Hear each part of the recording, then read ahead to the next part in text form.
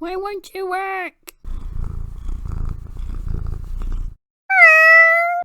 Hello everybody, it's Kat here and welcome back to my channel.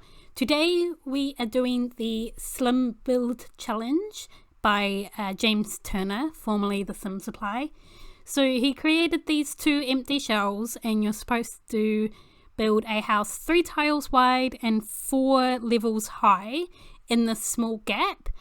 And the extra challenge is to make it a tiny home. So I managed to just use 96 tiles out of 100, so it did fit into the tiny home sort of challenge of it. I have to say, this was really hard. Oh gosh, this challenge gave me so much grief. I have to tip my hat to James Turner for making such a difficult challenge.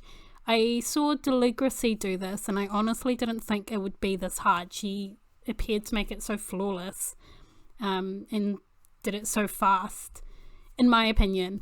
But when I did this, I just really struggled with the size of it and how I wanted the layout to go and everything like that.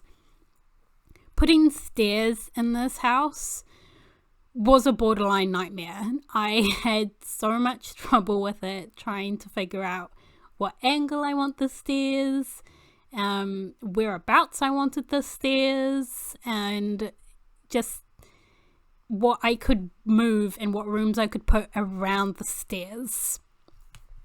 I did keep this quite plain in colour, a lot of whites and blacks. I did aim to go for more of a modern contemporary style of this build, and I'm actually, as much grief as it caused me, I was really happy with how this turned out actually. Yeah, I was quite happy. I managed to make it a 2-bedroom and 1.5 bath house. So the top floor has the master bedroom, well, the bigger bedroom, and the main bathroom. The 3rd floor has a bedroom and the 2nd floor has the smaller bath.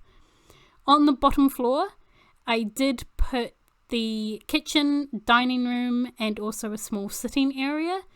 I agree with what Deligracy said. If you live in one of these houses, why would you put the kitchen on any other level than the bottom level?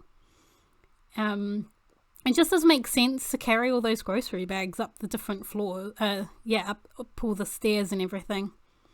For the wallpaper, I did go for some feature walls throughout the house as well.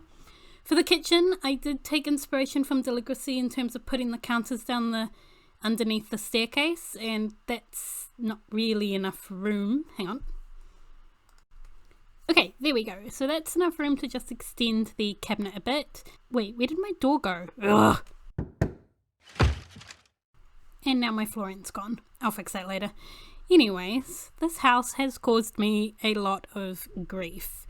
Because the house was quite small and there was only so much space to work with, I did keep the kitchen quite small, but gave it enough space to kind of get your essentials with the whole counter space and oven and sink and fridge.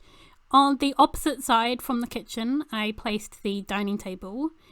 I did put a slightly larger dining table. I know that this house was only like a 2-bedroom house. But a 4-seater just made sense, and you can seat your guests and everything like that. Once again, I did go for blue accents, keeping the floors and the walls and the colour of some of the items quite neutral, and then adding some pops of colour with the furnishings. At the entranceway, I did want to create a little entry point, I suppose. I thought a chair would look quite good, and then just a hallway table somewhere where, in real life, you would put your keys or your letters if you collect them from the mailbox, so on and so forth. So I just created a small space with that table and then just added a few decorative things on top of that. This house was really hard to have the walls up in for quite a lot of the build. I found myself just staring at the back of the blank walls quite a bit, which was a bit annoying.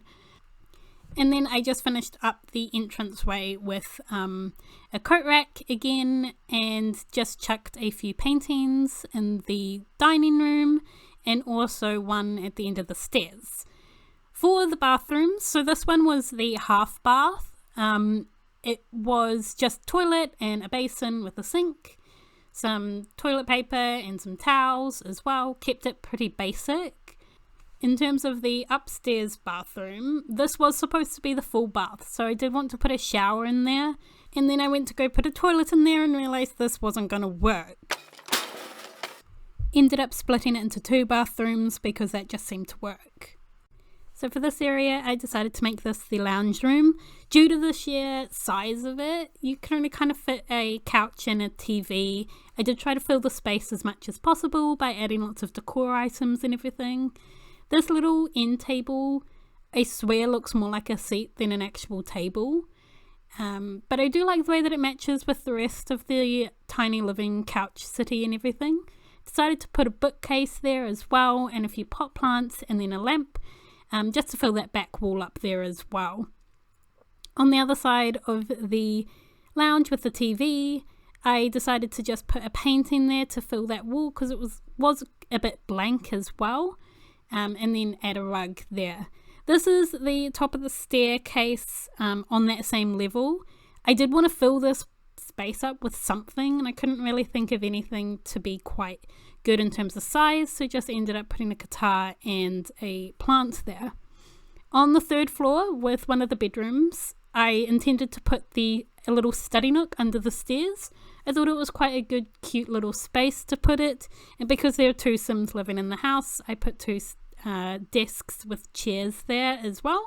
Kept them quite simple and quite similar in size as well, with just a lamp and a little scissor pencil case kind of decoration on the top of the desks as well. And I just added a clock on the wall because it seemed to make good sense to put a clock there rather than on the other side. For this bedroom, I did keep with a blue tone because I put blue on the wallpapers.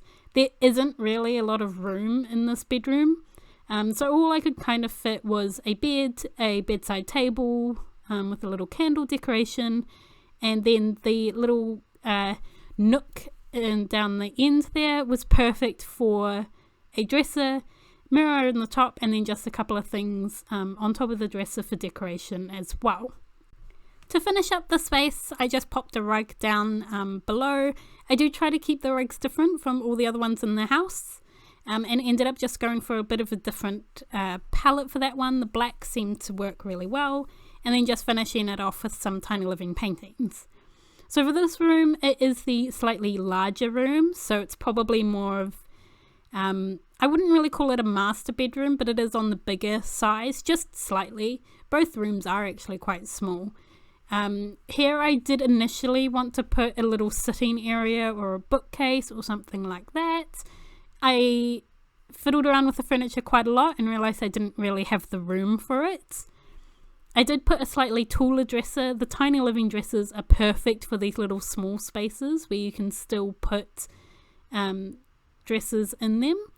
And I did go for the same rug from the other bedroom, but I just chose a different swatch.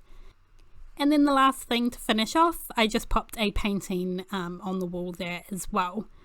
So that's it, guys. I really enjoyed this challenge. It was really hard and did take me quite a while to complete it actually. But if you haven't had a go at it, I do highly recommend it. It is definitely a challenge. Thanks so much for watching, guys. I hope you enjoyed this video. Please don't forget to give it a like, comment down below any other build challenges you would like to see from me, and also make sure that you subscribe. My version of this is also up on the gallery if you'd like to check it out. Otherwise, thanks again, guys, for watching. I hope you're doing well, and I will see you next time. Bye bye!